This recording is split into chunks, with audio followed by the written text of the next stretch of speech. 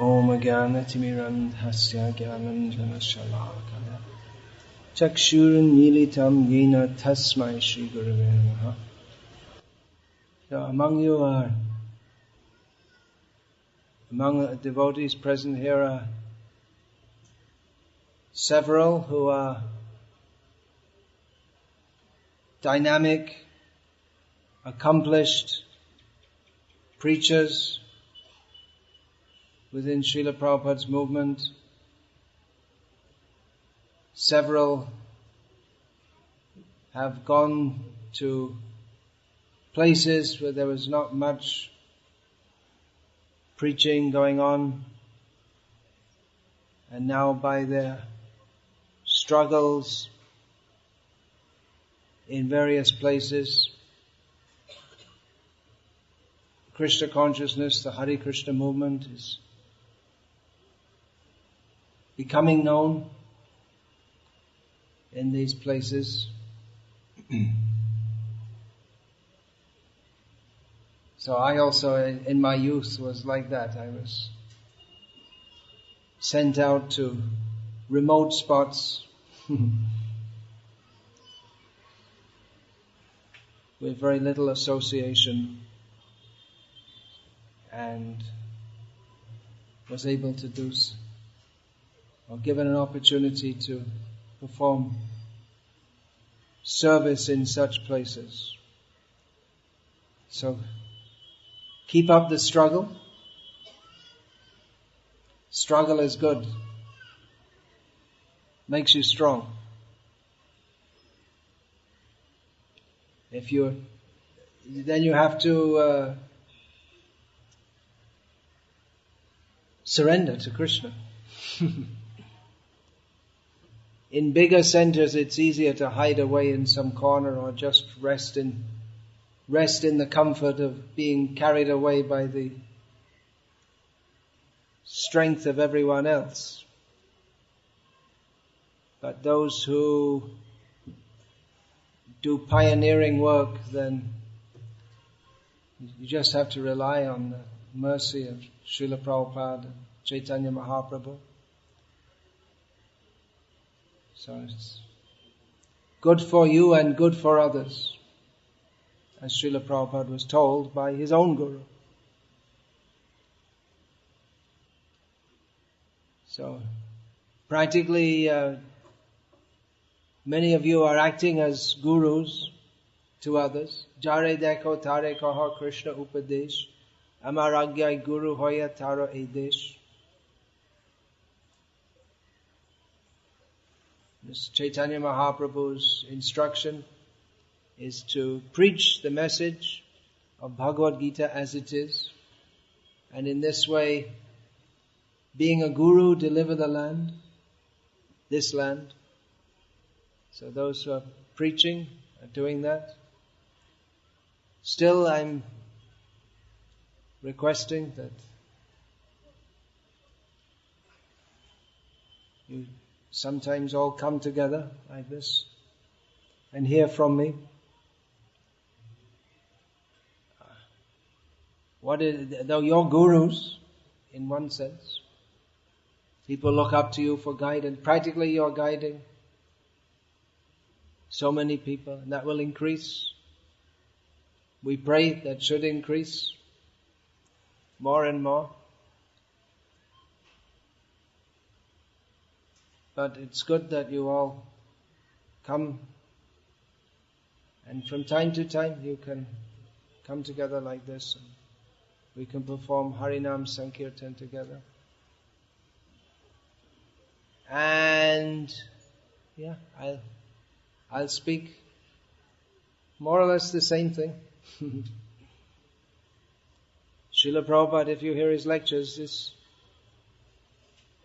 that's one of the glories. It's the same thing. It's this consistent message. In his earlier lectures, of course, Srila Prabhupada spoke in a very basic way, and later he brought in more topics. But consistent message.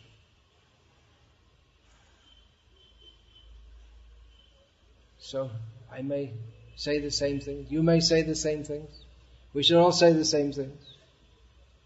What Krishna spoke to Vivasvan, and later to Arjuna, later came as Chaitanya Mahaprabhu, should be the same thing. If there's anything different, there's a problem. So. But still,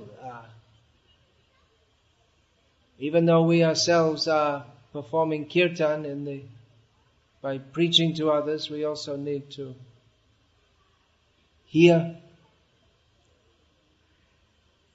It's not that there comes any point where one is only performing kirtan and never shravan, that one is never hearing from others.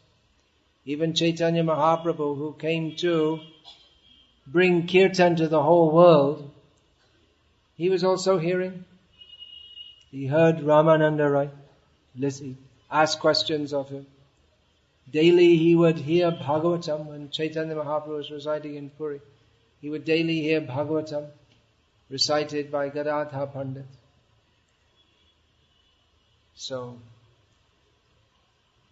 that's, hearing should go on. And then in the association of devotees, sometimes we discuss together Matchita Madgata Prana Bodhayanta Paraspara. Mutual discussion.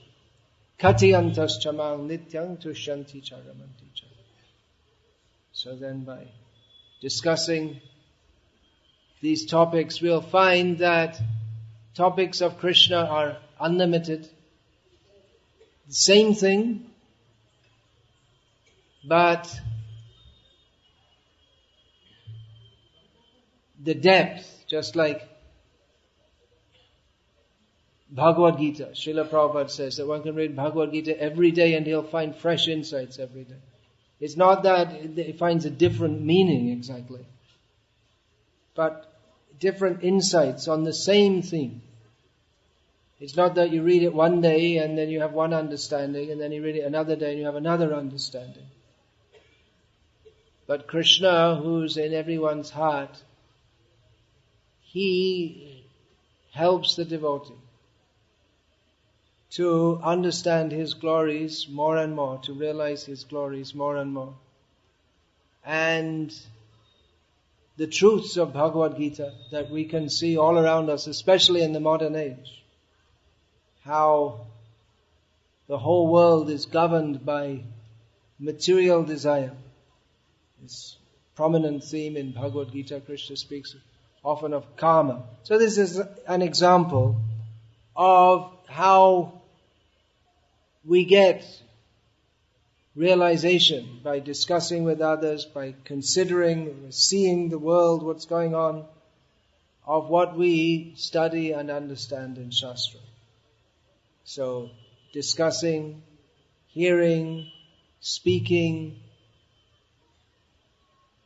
The subject matter is Krishna. Srila Prabhupada particularly, more than any Acharya, brought of course Vyasadeva gave a very broad spectrum of topics, but among Vaishnava Acharyas, Srila Prabhupada, he commented on all kinds of issues from the Krishna conscious perspective. So we can do also. We can see Krishna in everything, everything in Krishna.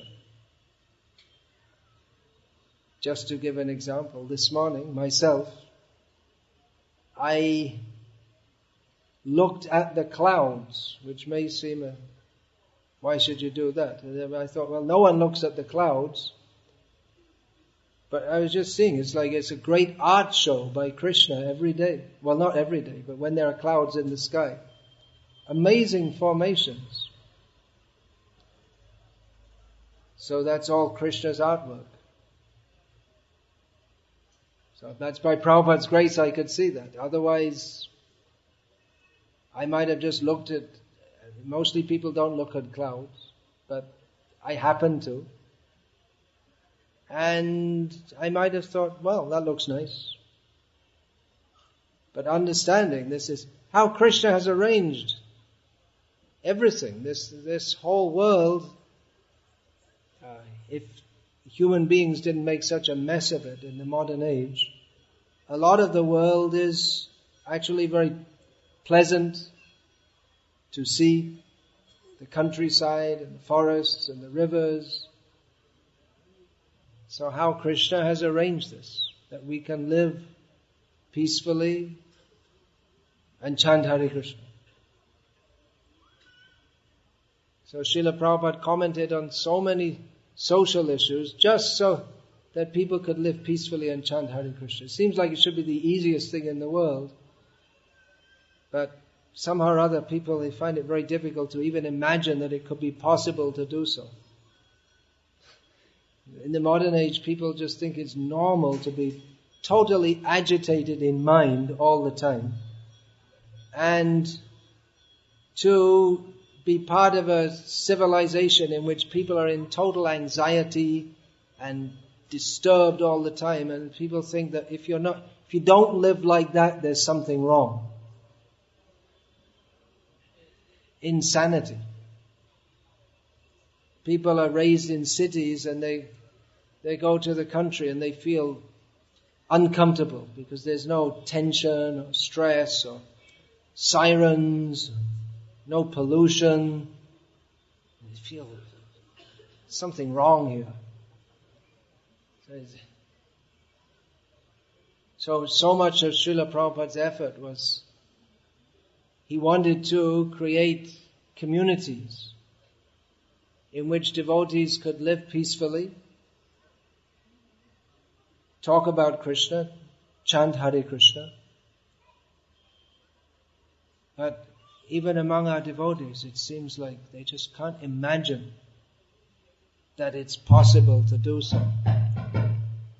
Even though people have lived like that for thousands of years, but people can't imagine how is it possible to live just on the land and be satisfied. So that is also a great mission that several of you are taking up. It's a great mission to just live on the land and chant Hare Krishna. It's a bigger mission than going to the moon. One small step for man and one great step for mankind and all that kind of thing. But people think to send in the armies and conquer a land, conquer space. We have a bigger mission. What's that? Go to the land, grow vegetables and chant Hare Krishna. People say, well, what's so great about that? Well, that's the whole thing. There's nothing great about it. We're not trying to be great. That's the whole disease, trying to be great. Just don't try to be great. Just try to be who you are, a servant of Krishna. That's all. So again, that might seem contradictory, saying that. Not trying to be great, because here I am sitting on this seat and you're all sitting looking at me. I made some comments about that, yeah. So I've spoken today earlier about how everyone requires Guru to understand Srila Prabhupada, just as in every generation. Srila Prabhupada accepted a Guru, his Guru accepted a Guru. Although it should be understood, and it is understood, hopefully, or should be understood, throughout ISKCON, that Srila Prabhupada's position is not just some words, founder Acharya of the International Society for Krishna Consciousness. It's not just that, well, he happened to found the society. But we are all living on his mercy. And factually we see that devotees who receive much mercy from Srila Prabhupada, if they forget from where they're getting their mercy, and they think themselves independent of that mercy, then they become cut off from that mercy. In the Harmonist magazine of Gauriya Math at the time of Bhakti Siddhanta Saraswati Thakur, there is one statement. This is from an article titled Thakur Bhakti Vinod, about the position of Bhaktivinoda Thakur. So just 2 lines, which I'm going to quote. There is an eternally impassable line of demarcation between the Savior and the saved. Those who are really saved can alone know this. So, there are gurus in ISKCON. There will be many. There should be many. Srila Prabhupada himself actually wanted all his disciples to take up this role. It's the natural thing that a disciple should do. That what he's learned, he should share with others, teach others, guide others.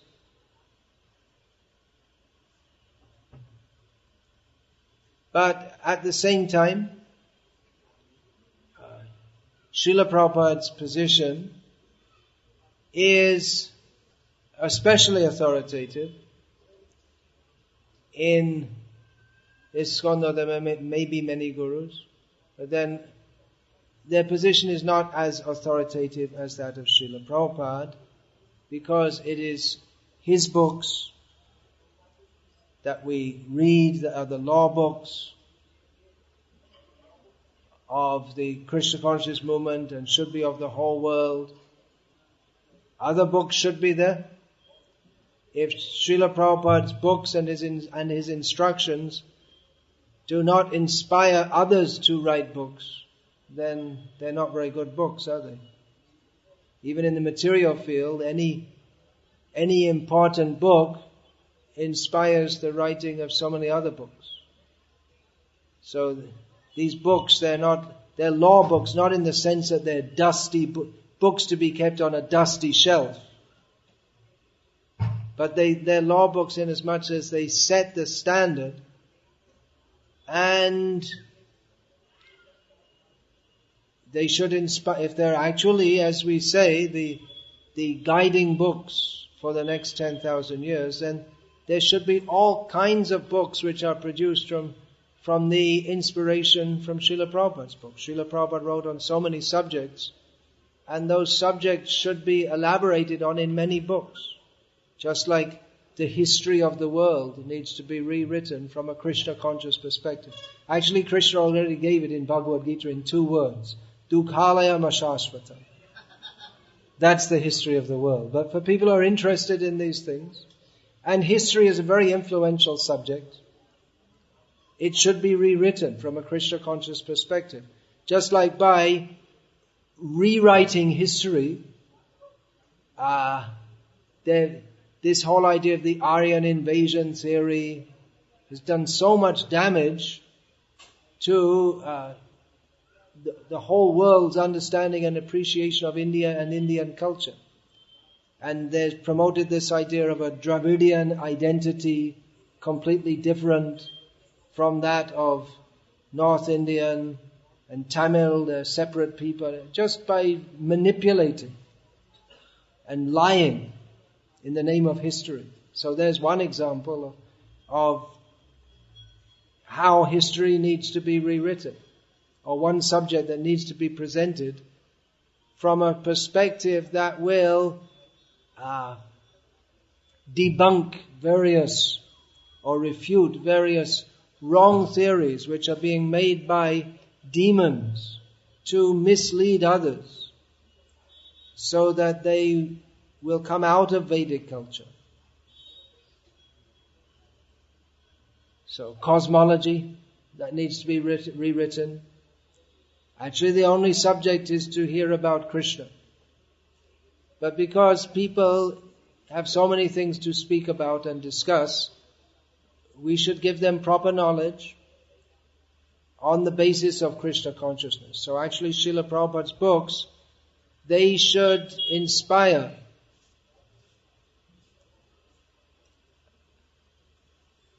in all fields, huge libraries of books, just so people can get everything right. People, they tend to get hung up on just some small point, and then they can't understand.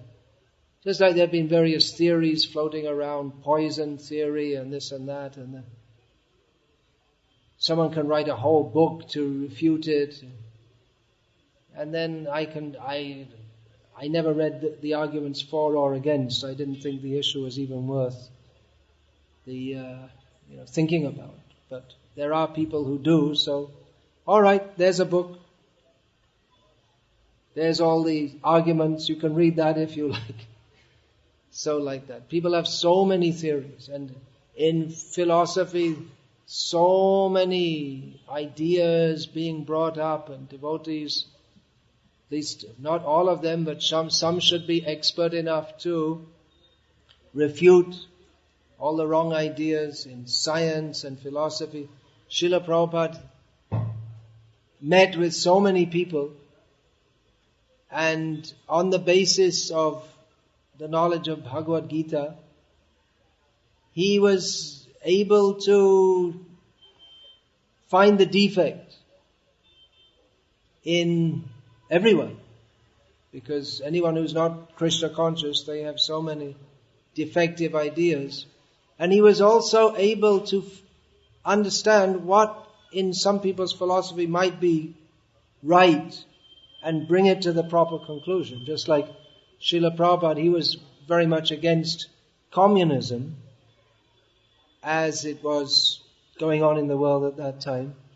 But he also said that actually the idea is not bad, but it needs to be refined. So the idea of equality and non-exploitation, that's good, but without the proper understanding, it must come to exploitation again, which is what happened in communism. But spiritual communism means to see all living beings as part and parcel of Krishna, and to organize society with that understanding. So Srila Prabhupada, he often spoke of. So like this is just an example of how Srila Prabhupada would take various ideas and find out the fault and give the proper idea. So that needs to be expanded in many, many books. But Srila Prabhupada's and devotees some devotees may become expert in various fields and engage with experts in various fields and give the proper conclusion according to Bhakti Vedanta. But Srila Prabhupada's books are the books that we, especially these 4 books Srila Prabhupada emphasized, Bhagavad Gita as it is, Srimad Bhagavatam, Chaitanya Charitamrita, and Nectar of Devotion. So these books, the understanding gives the guiding principles for all members of this society. So we're all under the authority of Srila Prabhupada, and others may be authoritative as much as they follow Srila Prabhupada. This may seem like a very simple and straightforward statement, and it is. But it needs to be spoken and understood. Not to think that, well, Srila Prabhupada was, he was a guru, he was a sadhu, so So I can also be a guru and the sadhu. He said some things and I'll say some things. And if I don't agree with him, well, that's all right. It's not all right. Ajnanatimirandhasya jnananjana shalakaya chakshurin militam yena tasmai Shri Gurave Namaha. It's not like in the modern idea that you take some ideas from some people. If you like some ideas, okay, I like that. This other idea, I don't like that. It's a very dangerous attitude. It doesn't work in spiritual circles. It doesn't work. So,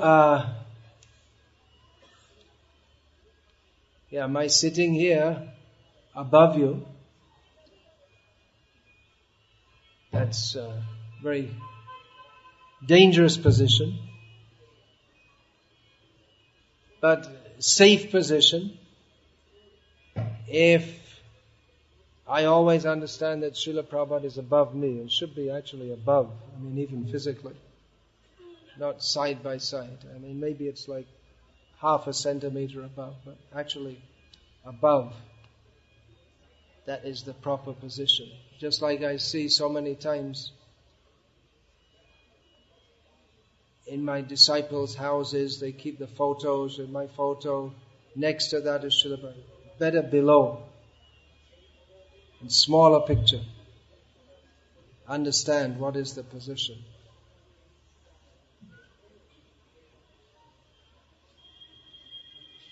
So, this is the Vyasa Puja ceremony going on, which worshipping me.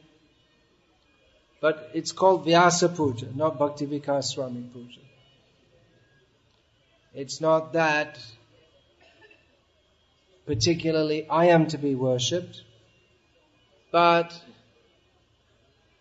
because I am representing Srila Prabhupada, who is representing all the acharyas, beginning with Vyasa.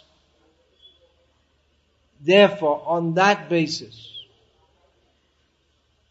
I can be bold enough to accept this worship, understanding that who am I?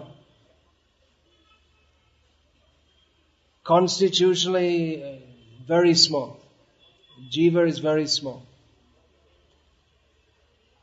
So, what is my position? What is Srila Prabhupada's position? Great acharyas, Bhaktivinoda Thakur I've mentioned several times. Bhakti Siddhanta Saraswati Thakur. Gaur Kishore Das Babaji Maharaj, great acharya. We shouldn't think that the only thing he did was initiate Bhakti Siddhanta Saraswati Thakur.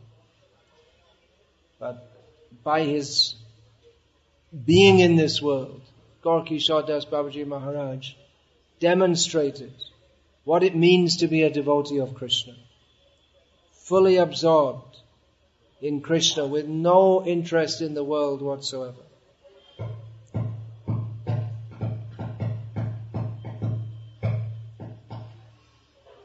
So other acharyas, for the sake of bringing others up, or bringing people into Krishna consciousness, then bringing them up, they may accept social roles, but the actual ideal that we may not imitate is that of Gaur Kishore Das Babaji Maharaj. We should not try to imitate. So who are these great acharyas? They're recognized by devotees. This Bhaktivinoda Thakur revealed his own identity as a maidservant in the group of Raja Gopis. So, these are great acharyas, come from the spiritual world. their contributions, again, there should be so many books written on Bhaktivinoda Thakur, Bhaktisiddhanta Saraswati Thakur. This book, I compiled Bhaktisiddhanta Vaibhav. We shouldn't think, well, that's it, that's the book written about it. But there should be hundreds and thousands of books written about Prabhupada and his contributions. There's so many books written, people write so many nonsense things. Novels, every year, thousands of just complete nonsense, absolutely nonsense. Imaginary people. The imaginary activities of imaginary people. Just meaningless totally. So better the learned people of this world, they study the lives of our Vaishnava Acharyas and write about them. That requires not exactly some literary skill, but that requires the submission, devotion, to even have any idea who these people are. There is an eternally impassable line of demarcation between the Savior and the saved. So Bhaktivinoda Thakur, Gaur-Kishore. Well, Gaur-Kishore Das Babaji Maharaj didn't seem like an ordinary person. But in many ways Bhaktivinoda Thakur did. Grihastha, government officer. But who he is actually, what is his spiritual position, what has he given to the world, this should be the subject. Intellectual inquiry. Intellectuals of the world, they're putting their intelligence into understanding so many subjects. Shrota Vyadini Rajendra Nrinang Santi Sahasrasha. To discussing thousands and thousands of topics. They'll never be satisfied. They'll never have do any benefit to themselves or others by doing so. So if we can bring to the attention of the world that such people have been in this world, lived in this world.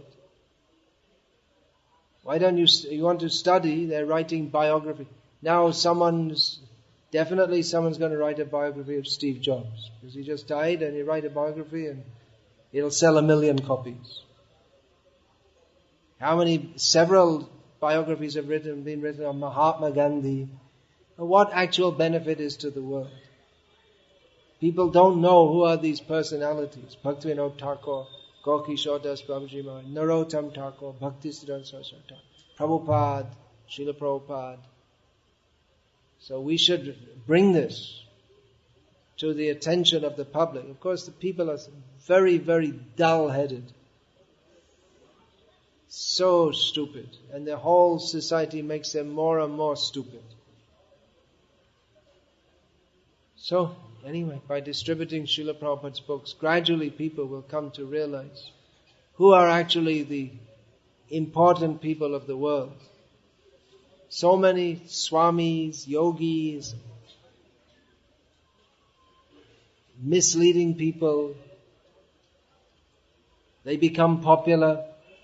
They have many followers, and people think because they're popular and they have followers, they're very important. But no, even a very neophyte devotee of Krishna is in a much more laudable position than any of these Mayavadis. Even the big Vedic scholars and very austere or whatever, famous.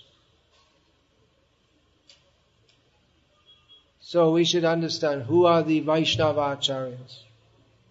Parampara jano bhalo mate. Bhaktisiddhanta Saraswati Thakur.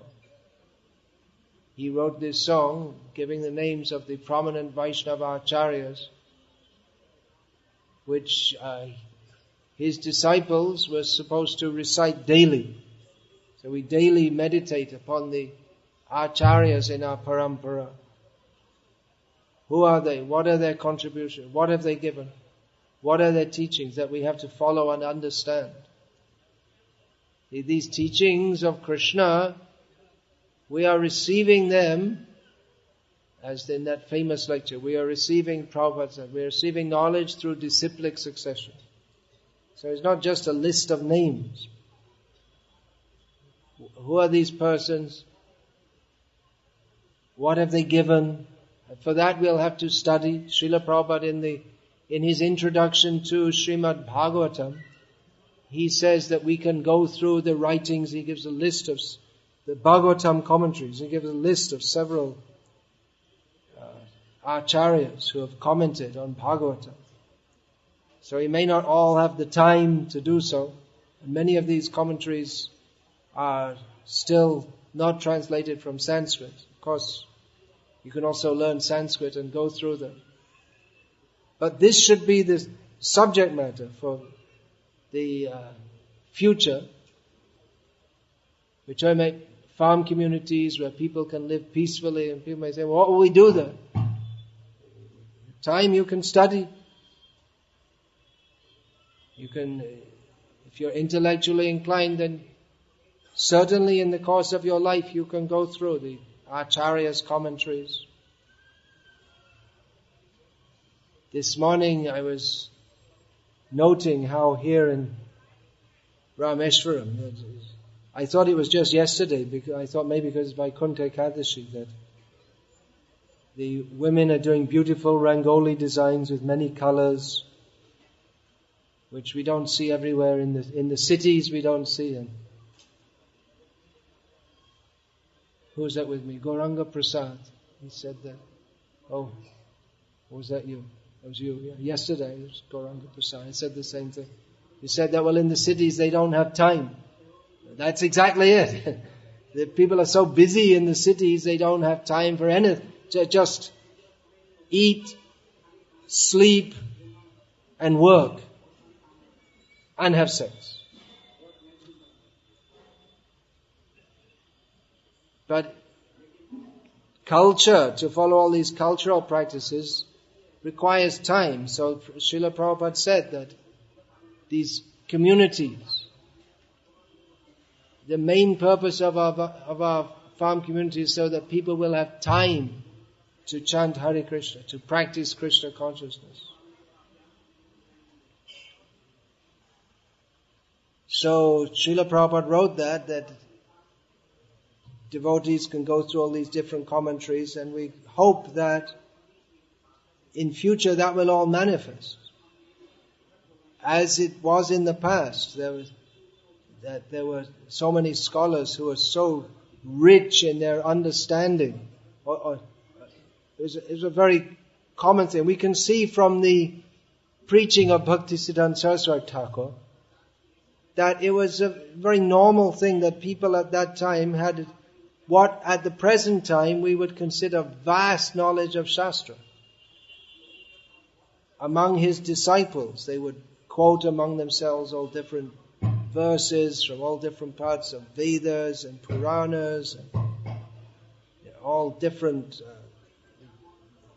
lecture on different topics, and what we would consider highly learned. That was a normal thing. So that culture has been destroyed.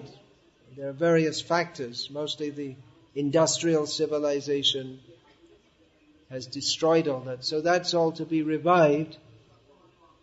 But still, even though we have to study previous acharyas, their writings, their teachings, and then so many more books should be written, and so many spiritual leaders should emerge.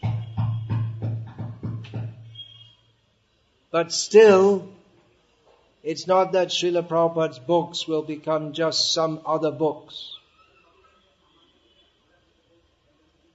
That's one point that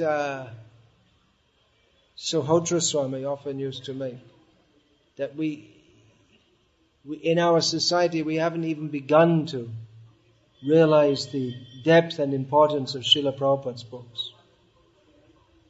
And he himself was just starting to write so many books on different topics, and with so many quotes from Prabhupada's books and showing how Srila Prabhupada's books, they shed light on so many different topics in ways that others hadn't even thought of. So, unfortunately, he was just starting to do that and had so much to offer. But anyway, others should come also.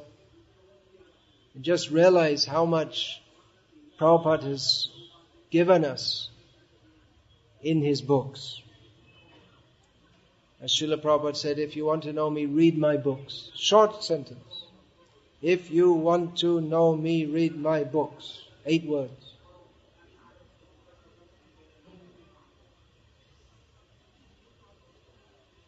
How much does it mean? To know Prabhupada?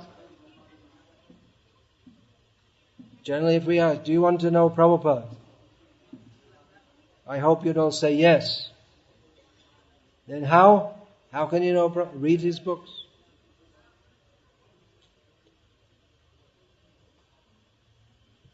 So I'm saying that I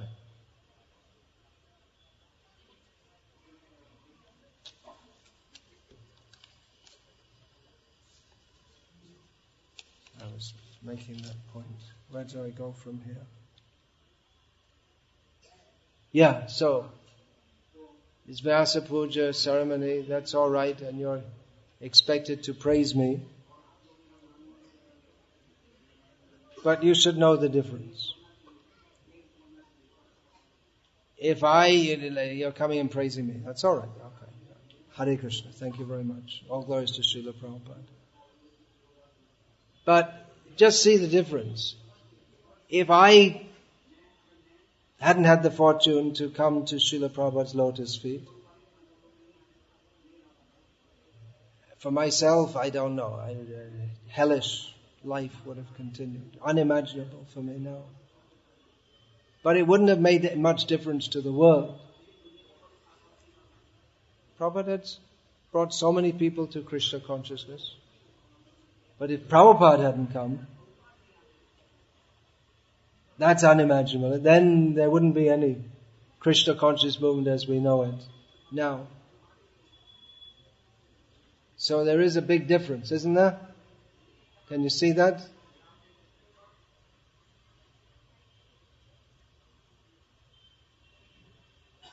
So,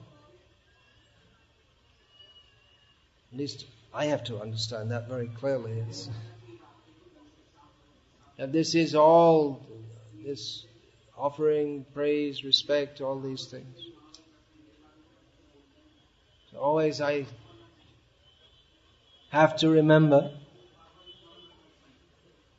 I especially have to remember my smallness. What am I doing sitting up here? How did, just some very ordinary, bewildered jiva.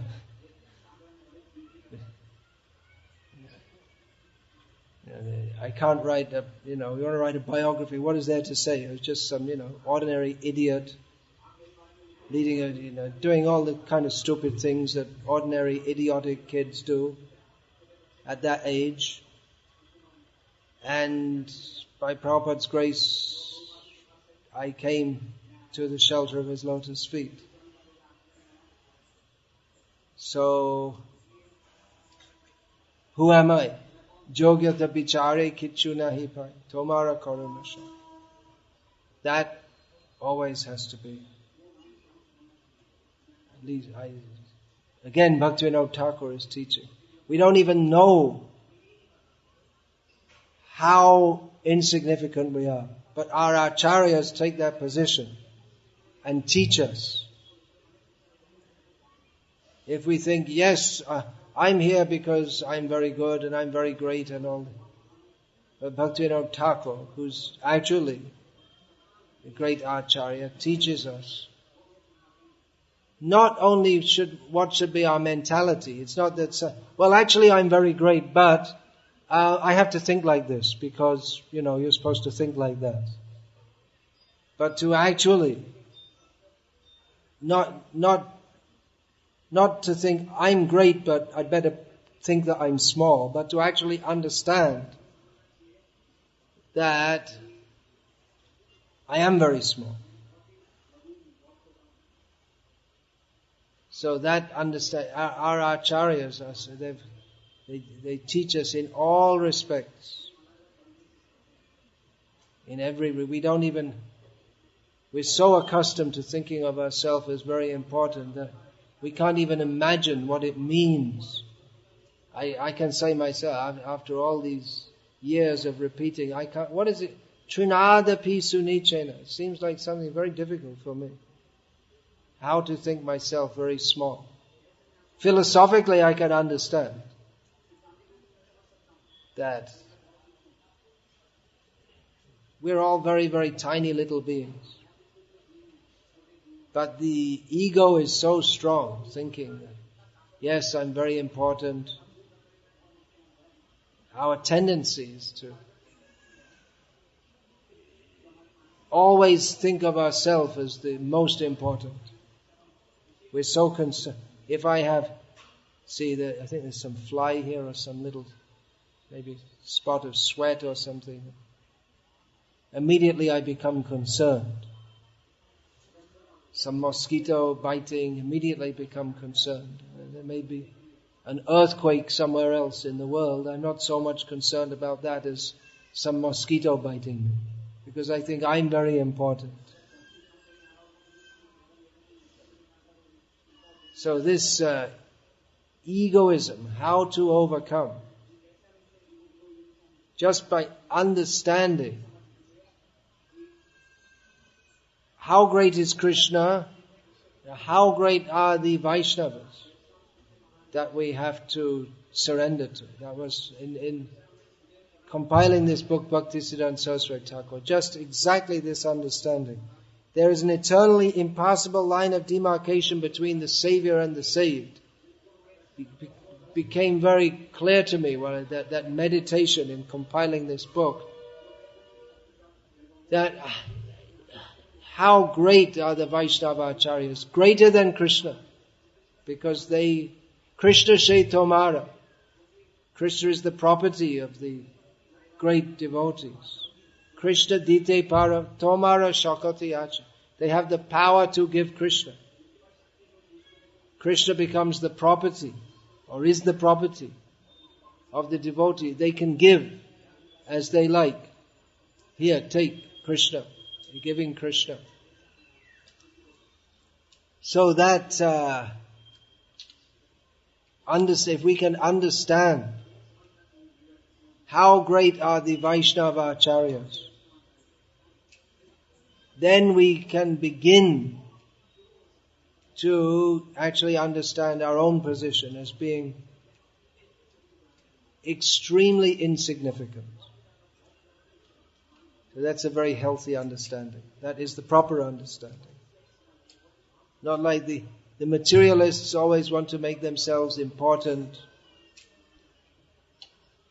The Mayavadis, they're so ambitious, they want to be God. Devotees actually are also very ambitious, but in a proper way. Ambitious in the sense, actually there was one time where Mahavidya, one godbrother of mine in England, his mother came to see Srila Prabhupada with a Christian priest who had been overseeing Mahavidya since he was a young boy. So among her many complaints to Srila, her main complaint is, why are you spoiling my son's life? So one of her complaints was that you see, devotees, they're not ambitious.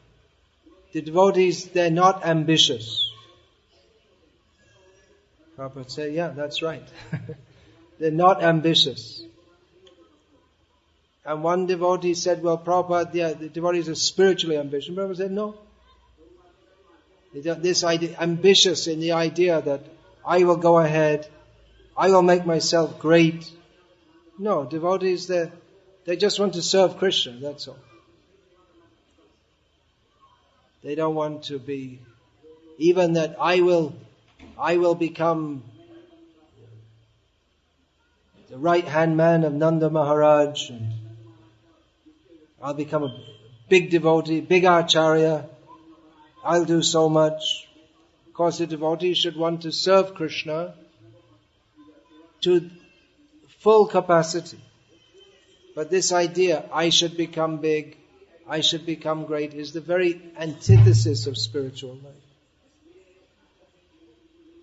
So by understanding how great the Vaishnava Acharyas are, and that we are totally dependent on their mercy, then we can begin to appreciate what is our actual position. We're totally dependent. It's not just something that we say, but we see that as much as we understand we're dependent on the mercy of the Acharyas, that much we can be Krishna conscious. And as much as we consider our position to be anything but Vaishnav Das Anudas Anudas, that much we're cut off from Krishna and Krishna consciousness.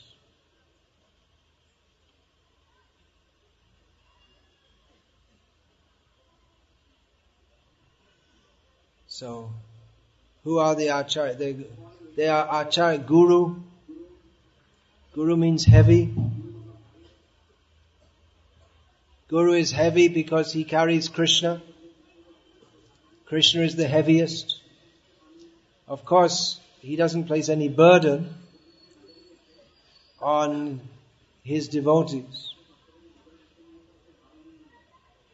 He's very heavy, can be very heavy for the demons, like that Trinavarta, or again Balaram with Pralamba, become very heavy and press them down. But a devotee carries Krishna in his heart. Tomara hridaya shada govinda vishram. Sadhavo hridayang mahyang sadhunang hridayang tvaham. So Krishna is very heavy. Everything in existence is Krishna. Maya, what is that? Maya tatamidam sarvam jagada vyakta murtina. The whole universe is Krishna. How heavy is Krishna? Mother Yashoda also. She was holding Krishna. Krishna became all of a sudden so heavy. If Krishna wants to be heavy, then how heavy can he be? He's holding up all the planets without any difficulty. Ananta Shesh has all the planets on his head, holding them without any difficulty. So Krishna is very heavy. Guru means Vaishnava, holding Krishna. How heavy?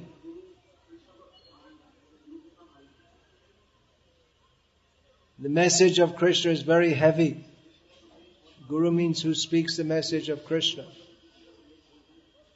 So it's a very heavy message in as much as it's shocking, it's unwelcome to almost everyone. Surrender to Krishna. Take the position of a servant of Krishna. And practically, who wants to hear this? It's a very heavy message. The message is that whatever you are doing is all wrong. So you should simply give all that up and surrender to Krishna. Whatever hogwash you have learned, Srila Prabhupada used to quote. Just forget it and surrender at the lotus feet of Chaitanya Chandra. So it's a very heavy message. Those who accept a guru, they receive that message. The message is placed in their heart. The guru transmits knowledge, Krishna and Krishna consciousness. Krishna and Krishna bhakti. He gives this heaviness. So how can we carry that message? We're tiny jivas. How can we carry that? What the Guru has to give is nothing light. It's very heavy. So how can we carry that? How can we be strong enough to carry that message? I had some idea about this when Gokul Chandra was showing me the pillars for the temple in Salem, that one pillar has to carry so much weight, much more weight than the pillar itself. But for the pillar to do that, it has to be absolutely straight standing up. It has to be free of any defect. It has to be strong. If you just bring some cheap stone with all cracks in it, it can't hold the weight. If we put it a little bit at an angle, it can't hold the weight. So there are some conditions by which one pillar can carry so much weight. So the disciple also has to be straight, not crooked. And has to be of superior quality, without any cracks. Then we can actually carry the weight of carrying Krishna, carrying the message of Krishna. It is a very heavy thing to be a devotee, because it means going against everything that everyone in this world stands for. It means to do something which is considered antisocial, that you don't mix with people, ordinary people, in an ordinary way. We don't like to eat people's food. We don't like to talk the kind of conversation that they like to speak. We have no regard for whatever they regard. We have no regard for that. So it's a very heavy thing to do. So how can we carry that weight? Only if we're very straight, not at a tangent. We're absolutely straight, that we're not crooked. We have no other desire. We can only actually carry the weight of Krishna and the message of Krishna if we ourselves make that qualification to be so. Otherwise we can't do it. Then we collapse. We collapse, so we may just like make some artificial building, just like in the movies. I don't know in India, but they used to have in the West. Probably they don't do that now. They have sets in which you'll see in the background a whole town, but actually it's just some drawing, some painting. But it looks like there's a whole town in the background, but it's just very well painted. There's nothing actually there.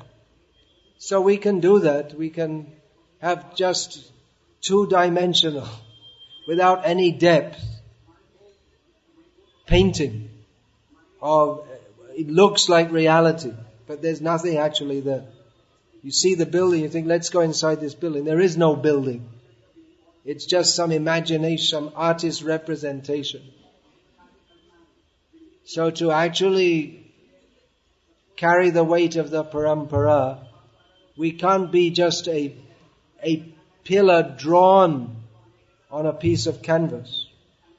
We actually have to be solid and strong.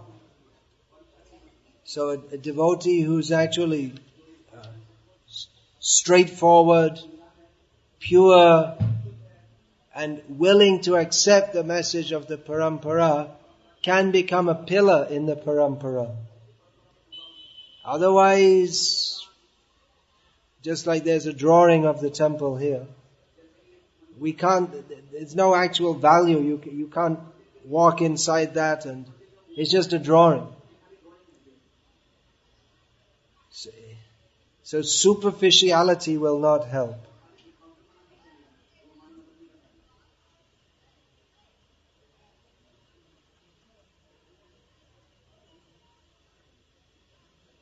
So Srila Prabhupada, he was the link in the Parampara, we can say. That if he hadn't stuck exactly to the principles and desires of Srila Bhaktisiddhanta Saraswati Thakur, then we all couldn't be here today. The desire of Bhaktisiddhanta Saraswati Thakur was to preach Krishna consciousness all over the world. Everyone knew that. Prabhupada did it because he kept the faith that this can be done and should be done. And actually all the followers of Bhaktisiddhanta Saraswati Thakur, they should have done that.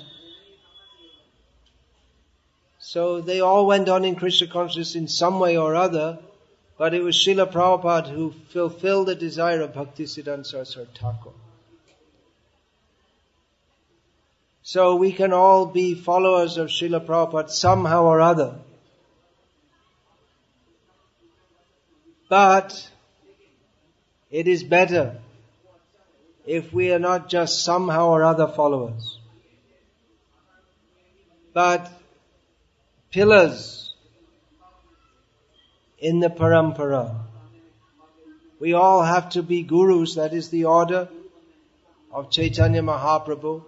That is the natural principle of disciplic succession. But we can do so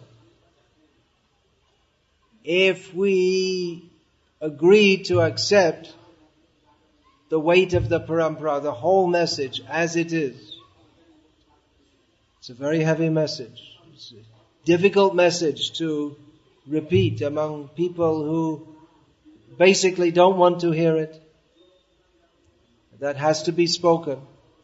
Of course, it may not be that immediately we say everything, but we shouldn't edit or just some portions of the philosophy, we just don't speak it because we think people won't like it. The whole teachings have to be given. So, Srila Prabhupada, he not only took the message of Krishna consciousness to the West, but he did so fully, completely and wholly. He didn't think, well, there's some things Western people might not like, or they might not understand, they might not be able to relate to. So we just give this much and forget the rest. But Prabhupada didn't. He said so many things that completely went against the sensibilities of people raised in the modern society. Because modern or not modern, to speak the message of Krishna consciousness goes against what materialistic people want to believe. So in every age, if we're to speak in any circumstance, if we're to speak Krishna consciousness as it is, people aren't going to like it. But then if we think, okay, let's just present half a chicken philosophy, Ardha Kokotinya, that just give them what they like, then we lose the whole thing. As the man who wanted to keep half the chicken only. Because then we bring in our own likes and dislikes. And that is audacity. To think that, well, I like this, or other people like that. Instead of understanding that Shastra tells us what Krishna likes. What is the actual fact of the world as Krishna has given it. So if we start editing it according to our likes and dislikes, then we are taking a position, again, it's the same materialistic position, that we don't accept Krishna. We don't accept sarvam etad ritang manya yan mang vadasi keshava. We don't accept that everything Krishna says is correct, is for our benefit. We should understand. If we don't like it or we don't understand it, there's something wrong with us. It's not that Krishna says this, therefore we don't like it, therefore it must be wrong. We don't like it, there's something wrong with us. That we should understand. So Srila Prabhupada, he didn't present a watered down version so that just see whatever people like and add Krishna consciousness. Just add Krishna somewhere. That may be, at some level, that may be some kind of preaching, but that wasn't Srila Prabhupada's whole program. Ultimately, we have to come to that level of understanding what Krishna wants, what Krishna says, this is reality. And give up the mentality, what I like.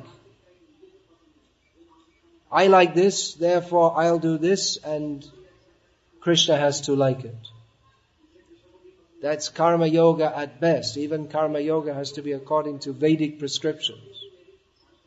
There's no rock and roll in karma yoga, for instance. So this is the heavy message that we have to take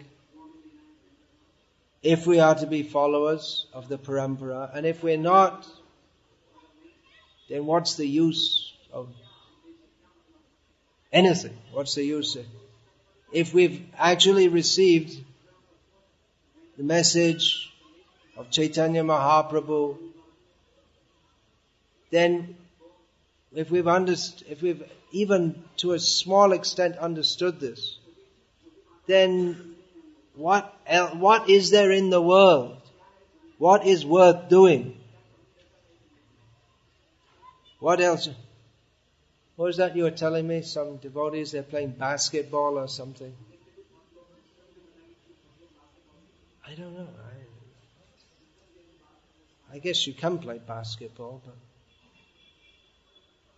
why would you want to do that? I can't understand it. I mean, you have Prabhupada's teachings.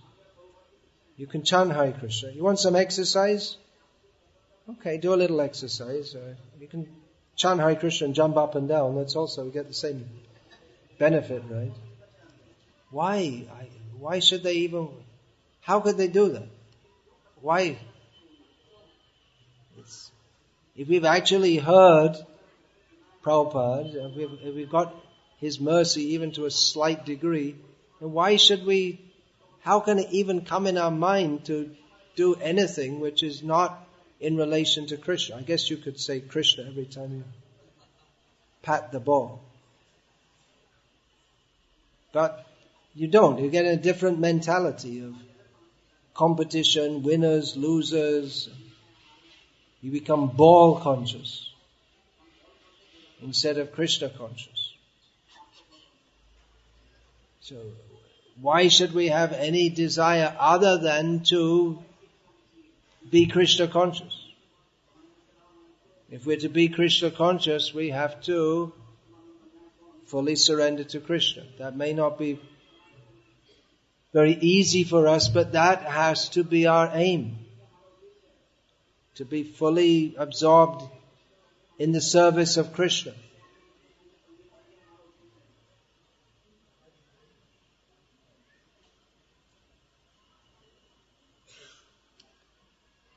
How are they doing over there?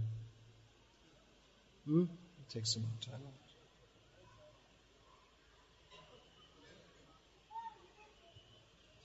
So these are all very strong words. They should be strong words.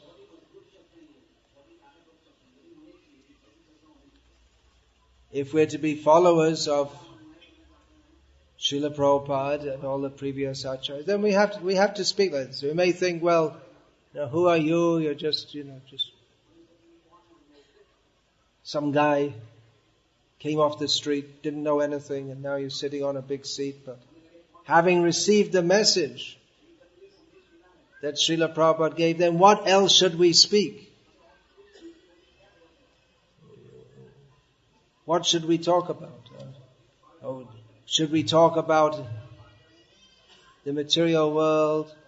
Well, actually, it's quite nice, and yeah, there's some suffering, but it's not. How can we talk in this compromising way? The fact is, material world is miserable. The fact is, if we do not surrender to Krishna, then we're spoiling our life. These are all facts, so, which we are fortunate to have received through Srila Prabhupada. What else are we going to speak? What else are we going to do but practice Krishna consciousness? What else should we speak when we go among the people? We've come to represent Srila Prabhupada and the Acharyas. What else should we speak but the message of Bhagavad Gita and Srimad Bhagavatam? So we have to speak like this. Especially myself, having taken sannyas. One accepts sannyas not for self-aggrandizement, but so that one will... Actually, Chaitanya Mahaprabhu accepted sannyas so that he would be respected, so that people would listen to his message. And Bhaktisiddhanta Saraswati Thakur did that also, and his followers in disciplic succession. So yes, it's attracting respect, but so that people will listen because you have an important message to give, not for one's own sake. So one accepts sannyas for the sake of serving the acharyas and serving the mission and the message of the acharyas. So having done that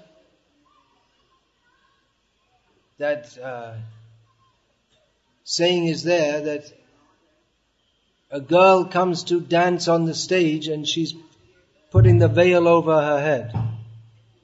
So it's contradictory. A girl comes to dance on the stage means she's prostituting herself.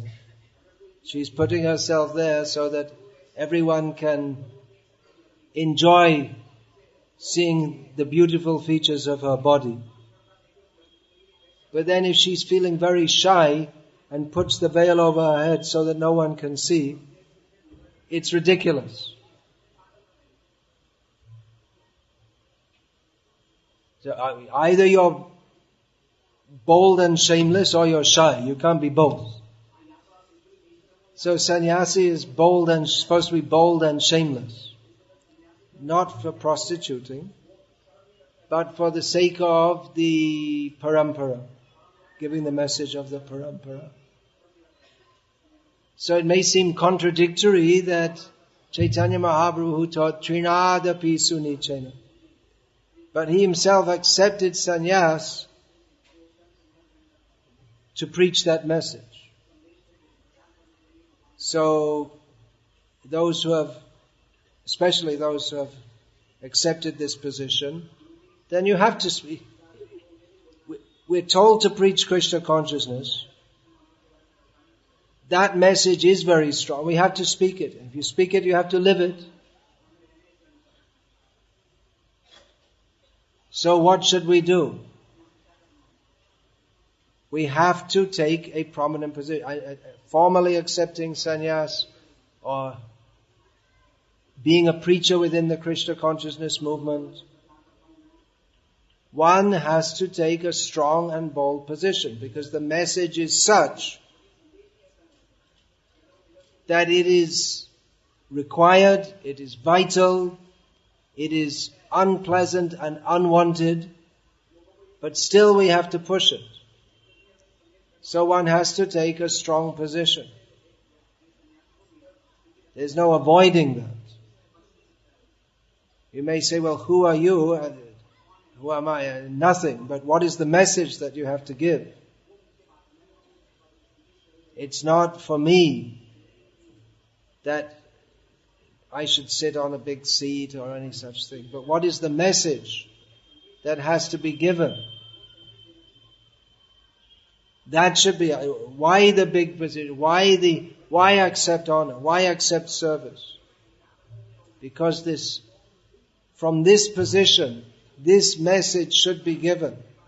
People should have some impression that there's something important here. What is that importance? The importance is not the feet washing, or what, that also as a matter of etiquette. That should be there. But the importance is the message that is to be given. And yes, the foot washing is important because that's part of the message also. That one should respect servants of the Parampara. So yes, I've taken this position, qualified or unqualified, or taken this position, not exactly taken this position, but I came into this movement and just practically as a matter of course, that it just happens. If you go on, join, then we're supposed to preach, and you go on doing that, and then it just naturally happens that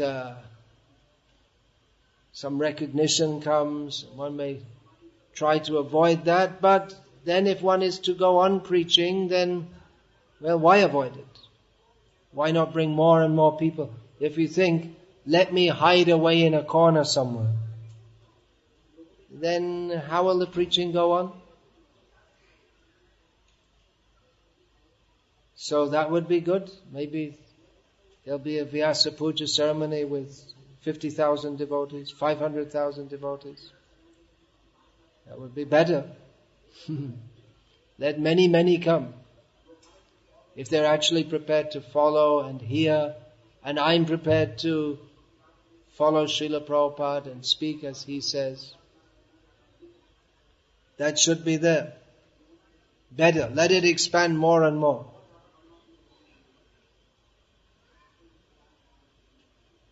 So, what should I do? Should this ceremony not be there? It should be there. And actually it should be there for all devotees. All devotees should be glorified. You should all be glorified. For all your efforts in preaching Krishna consciousness, practicing Krishna consciousness. There's so many devotees struggling in so many ways, trying to be Krishna conscious in very difficult circumstances.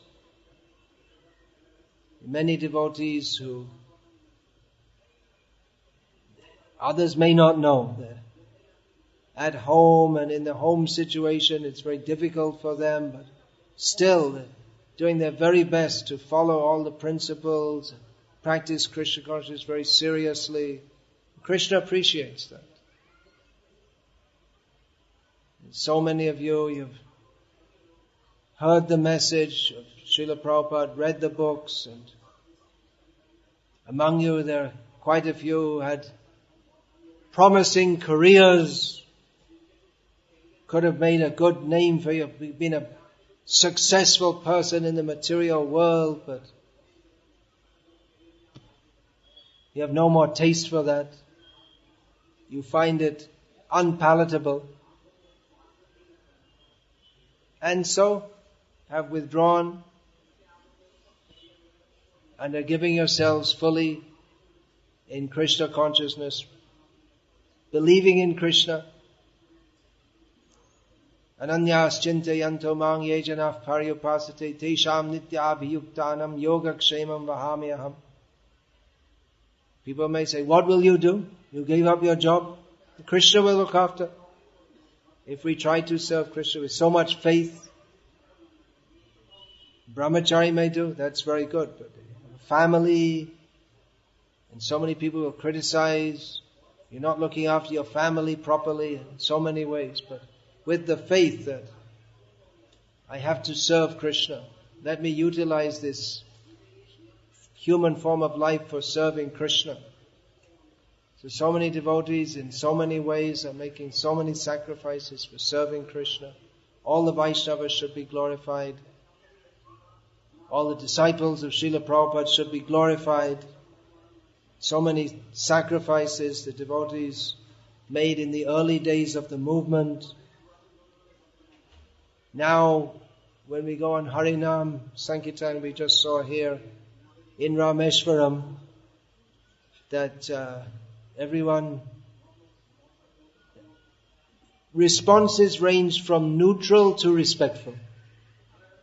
We didn't see any negative response. But in the early days of the movement, responses were generally neutral at the best and with various levels of unfavorable. So people would make fun of the devotees. So quite common, devotees would be physically attacked, arrested. This was quite common. Devotees that people would call them crazy, and they really thought they were crazy, like outcasts from a society. So devotees went through many struggles and many difficulties. We have this DVD series, Following Srila Prabhupada. It's in how many DVDs? Like 4 DVDs? 11. I watched them all, but I didn't remember. Oh, it's the Prabhupada lectures in 4 DVDs. The lectures are in 4 DVDs. Yeah. So 11 DVDs in which you get an overview of the Hare Krishna movement. From 1965, Srila Prabhupada in the West. Doesn't it begin in 65 before Prabhupada started the movement. The footage begins from 66 up till 1977. And you can see, you get some idea. We have them available here. I highly recommend it. That time's up. You get some idea of the struggle and the difficulties that Srila Prabhupada's disciples went through to establish this movement. So this glorification is here. It's being arranged for me because I stayed, you could say, in the preaching fire, and now I have some disciples, but actually you're all Srila Prabhupada's disciples. For the early days struggles, what they did, you all please can offer them all respect, whatever they may be doing now. That Krishna won't forget that. Srila Prabhupada won't forget that. And they don't forget that either. So this Following Srila Prabhupada DVDs are there. How many hours is that? 21 hours. 31 hours, yeah. I watched it when I had this hernia. I watched that I just couldn't do anything all day, so I watched it all. Then we have this, also 4 DVDs of Prabhupada's 3, it's in 3. With all the recorded lectures of Srila Prabhupada that have been published. There's still more to come. But 1,100 hours of listening. Conversations, mostly in English, some in Hindi. So, it's all available here. Please immerse yourself in Prabhupada consciousness. And now this is a play about Lord Chaitanya. So now we're going to have a drama about Chaitanya Mahaprabhu, performed in Tamil.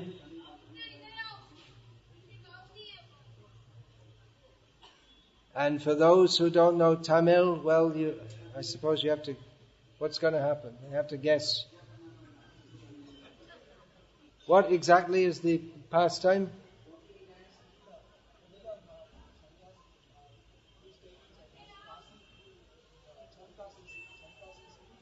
With Chaitanya Mahaprabhu with Chand Kazi. Chand Kazi. You're not going to break a mridanga. You're not going to break a mridanga, I hope. You're just going to make a show. Don't break any mridangas. Okay. Just a show. Okay. Okay. You're Shachi Mata, is it? Did you shave properly last time, Chintamani? She wasn't shaved properly.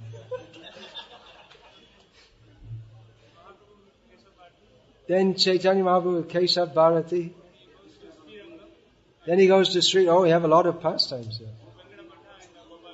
Okay, if you know the stories, good luck. If you don't, you can enjoy it anyway.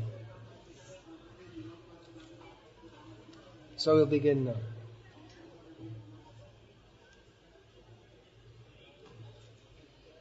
Srila Prabhupada ki jai. Shri Krishna Chaitanya Mahaprabhu ki jai. If you don't know Tamil, please stay and watch the drama anyway. I have to say that excellent. I've seen 2 of your dramas, and on the video I've seen the other ones, and very devotionally performed, and these dramas actually we should do everywhere. Very good preaching. Naturally people will be attracted. So that can be developed more. Of course we can see videos, but when they're live it has a different effect. So you're doing dramas also, right? Very, very effective in preaching. Very important for preaching. And we can get the message over also. Both the attraction to Chaitanya Mahaprabhu and Krishna